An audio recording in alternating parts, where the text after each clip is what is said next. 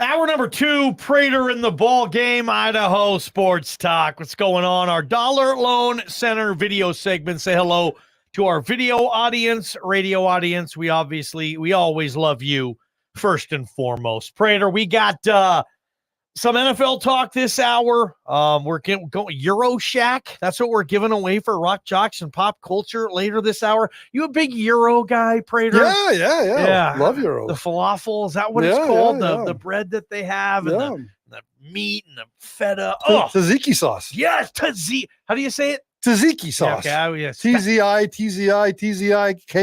Yeah, tzatziki. I always thought it was tzatziki. Well, you might be right. I don't know, but I'll take some tzatziki sauce too, Prater. Boise State offseason. What are the pros and cons of this season? And before we give ours, Prater, let our listeners know kind of exactly where we're going on this. Pros and cons of what? Well, no, it's just the pros and cons of the offseason. It needs no explanation. We got about 100 days. I don't know exactly what it is. August 31st, Boise State plays a football game, and spring camp's over. The guys are going home. A lot of them are not even in town right now, and finals this week, and then they break up for another couple weeks, and then they come back in June for a little conditioning, and come back in July for a little more conditioning, and then all hell breaks loose in August. So it's 100 days of hell. I love the off season. It's a chance for everybody to kind of get away from football, but at the same time, we cannot wait till the football season gets here. So let's talk about the good and the bad. All right, 208-424-9300. Call or text. Get in on this. What are your pros and cons of the Boise State offseason, Prater? You mind if I start on this one? Go for it, my friend. All right, I'm going to start with the pros, obviously. Number one, pros. And I'm going to say leadership culture, okay? I feel like this program, considering everything it's been through, which is a lot of stuff, a lot of coaches, a lot of turnover, a lot of drama, quarterback controversies. But I think they're tip-top when it comes to leadership and culture, and it starts from the top with Jeremiah Dickey. Then I go down to Spencer Danielson. It seems like he's the Pied Piper. Everything he touches is turning into gold right now. And my man, Dirk Cutter, calling the shots on offense, Prater. His scheme with this collection of skill position players, I'd say, hey, a pro, a positive from this Boise State offseason is, in fact, I think it's leadership. Spencer Danielson, Dirk Cutter, Jeremiah Dickey, they're going to be led correctly, and the culture feels like it's right where you would want it to be. So I think that's a number one pro for me, Prater. I like it. I like that one an awful lot. Although I always worry about a young coach. I don't worry about Spencer Danielson, but just as he continues to develop, he certainly emphasizes that, and I think that's a strong part of how they've won this offseason. And part of winning this offseason for me, and my number one pro, is the transfer portal. The transfer portal has been pretty good to Boise State so far. They really haven't lost anybody. Fingers crossed. We got another, 30 hours to go or 32 hours to go till tomorrow night. The transfer portal stays open, and I don't think we're going to get anybody. Early on this offseason, I identified quarterback, running back, and safety room as the three likely targets for a transfer portal departures. We got the quarterback, not that we were rooting for, but CJ Tiller is gone. No harm, no foul there, and it's a great chance for that kid to go off and find a place to play. I don't think the running back room is going to happen now. In the safety room, well, no, we'll see. I'll keep my eyes open for these next 30 hours, but I think Boise State's absolutely won the transfer portal this offseason. I'm going to go, absolutely, by the way, I'm going to go Ashton Genty as just a pro for this program right now. Going into the offseason, remember what Michael Callahan said about Genty a couple of weeks ago? I know we played the audio. He was just like, we're just lucky to have him. And I think that's right on with Ashton Genty. Could have sat right between us and said, hey, if you think of a big school, yes, they called me. Yes, they wanted me. Nope, he's here. He's played 26 games. He has 26 touchdowns, almost 3,000 scrimmage yards, and hopefully the best season is still yet to come. He's a guy that this program right now, and certainly this fan base, they can hang their hat on Ashton Genty, a super sexy position, plays the game as we all know and seen all over the place. They're starting a Heisman campaign for him. We have a t-shirt that says Heisman in our studio right now with Genty's picture on it. a positive of this program in the offseason is, wow, Ashton Genty is a part of this thing, and you can't wait for August 31st, Prater. I'm laughing at you because I give you crap sometimes, but are you sure Ashton Genty's a pro? You sure that he's a good part of this offseason? Yeah. Oh, that's too easy. Duly noted. Ashton Genty is. Write that one down, JP. Write that one down as I continue to give Johnny crap. I'm going to write off that a little bit and go with the collection of skill players. They have 2 quarterbacks that can play football, and I don't think there's a drop-off as we sit right now. We'll see how that room develops. And they got 3 running backs, and I would start any one of these 3. Yeah, I'll take the superstar, rock star, and Ashton Genty. But if Boise State had to start Dubar or Gaines, I think that they'd be okay. They got 3 amazing, and maybe up to 5 amazing skill players in the wide receiver room that I'm really, really excited about. Louder at tight end is pretty good. And I'll even throw some of the guys in the back secondary that we're all really excited about, the guys that can run around and do some crazy things on the football field. It's one of the deepest collection of skill players that Boise State's had in a few years, and I cannot wait to see. And back to what you talked about in terms of Dirk Cutter. Dirk Cutter getting to play with all these toys, this offense better average 40 points a game. I don't think Dirk can mess that up. I'm going to go the offensive line for my third and final pro of this offseason. I'll say the word pro for this offensive line, too. 4 players will start opening day that have started before with this offensive line at some time or another. Only Hall Schmidt, the right tackle. I'll assume he won the gig in spring ball, and maybe he can get pushed in the fall, but I've penciled Hall Schmidt in at right tackle. Mason Randolph comes back at center. I like the depth now at offensive line. I can't believe I'm saying that. They have Nathan Cardona who can play guard or center. I think Ben Dooley gets back to all-conference level. I think Cage Casey develops into an all-conference level player with Dirk Cutter calling the shots, and these skill position players Prater's mentioning, and Ashton Genty being around. Gosh, it's going to be nice to have a savvy, veteran offensive line. That's something we can hang our hat on in the offseason. I'll get to that one in a minute because that's one of my cons of this football team. I don't like the direction of this offensive line, and I think you're completely wrong there. In terms of my last pro, I'm going to go with hype. There is a lot of hype about this football, a lot of excitement about this football team right now. Ashton Genty bringing it, Malachi Nelson bringing it, and the recipient there is Jeremiah Dickey, who's got a 20,000 goal for season tickets. One way or the other, I guarantee you he's going to get that, even if he has to throw out a whole bunch of creative marketing numbers. Jeremiah Dickey always gets his way in public when he sets a goal. And this way, he's selling a football team that's got so much preseason hype.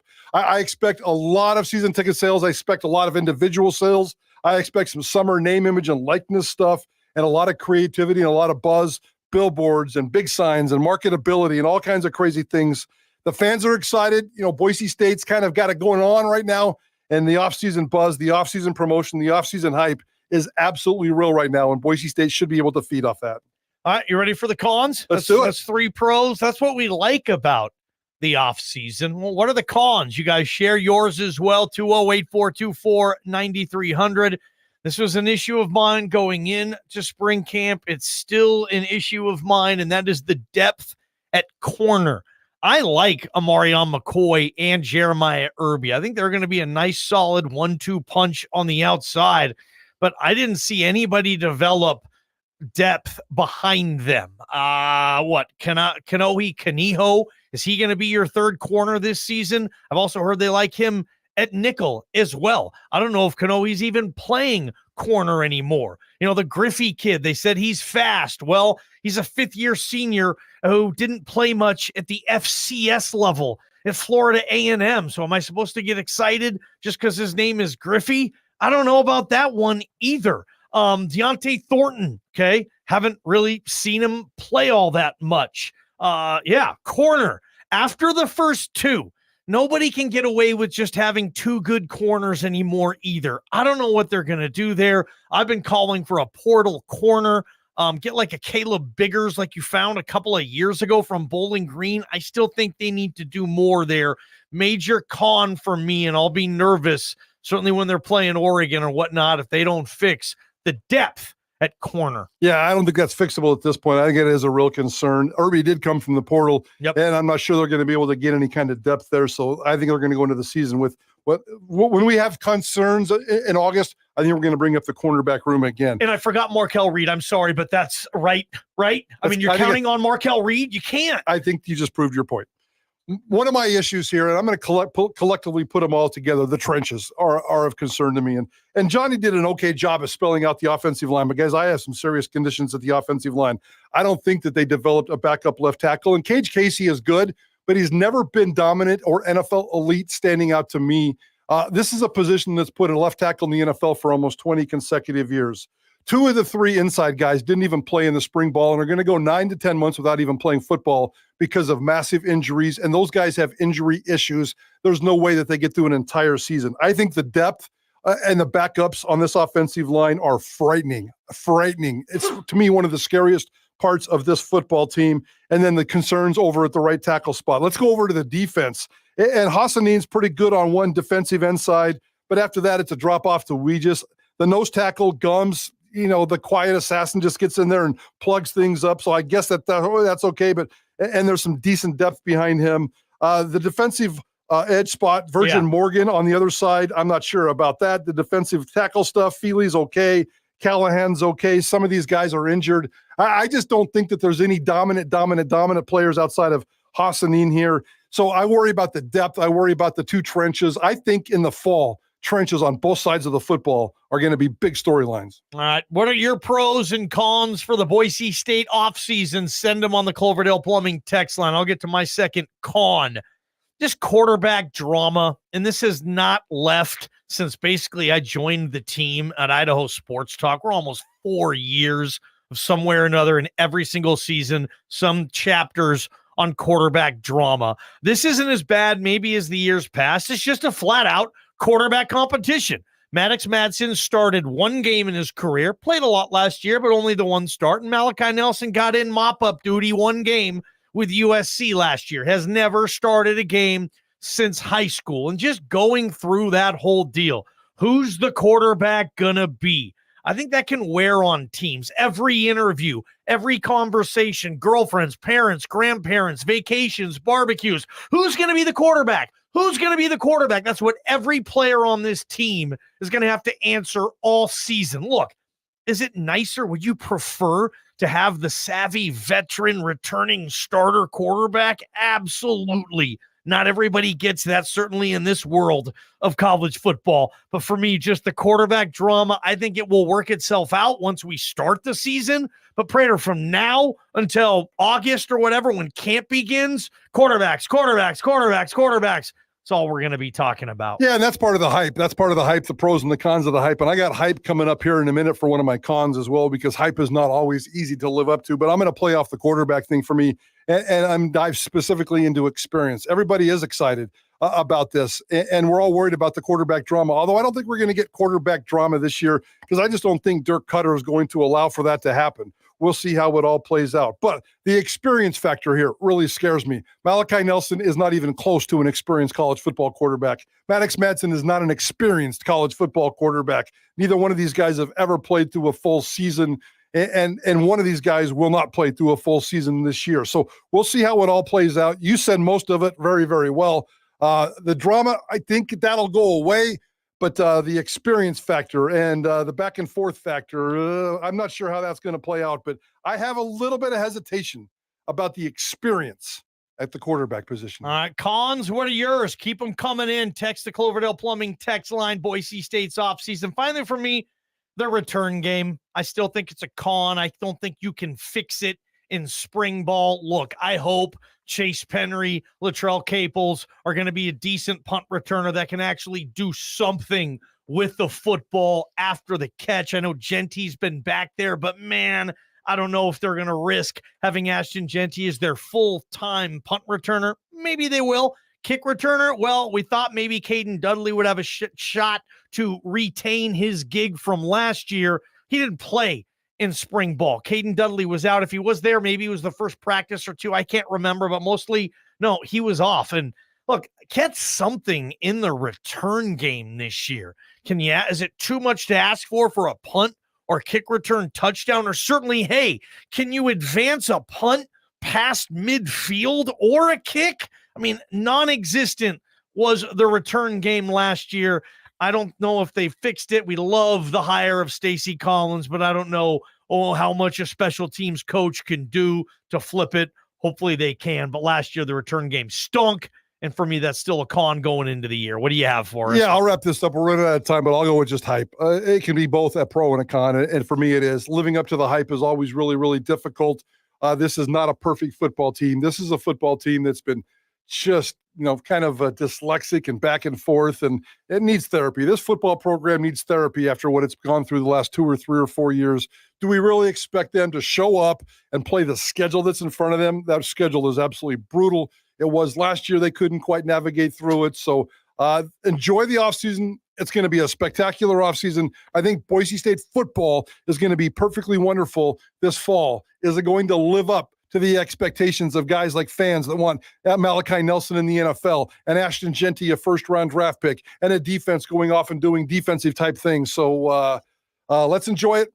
I can't wait to see what the reality gives us in the fall. Hey, Bronco Nation, what round do you think Ashton Genty will be drafted in 2025, next year's draft? Give us the round, 208-424-9300. That music that JP was playing, that CBS SEC music, is that gone now because the SEC and CBS are no longer in business? That'll be interesting. Yeah, I don't know. Yeah, I know. 208-424-9300. That's our video segment. It's always brought to you by the Dollar Loan Center. They've been funding loans for over 25 years. If you visit don'tbebroke.com, you can apply for one. 16 locations coming soon in Idaho. Don'tbebroke.com, Dollar Loan Center. Prater, Travis Kelce. Oh, there's more news about him right now. And if he's not the coolest guy on the planet, I don't know who is, man. He's living the greatest life. There isn't a person out there right now living a better life than Travis Kelce. Oh, man. You guys see what's next? Prater on the ball game, KTIK the Ticket. From the Beacon Plumbing Traffic Studios, this is Ticket Traffic. Not too bad.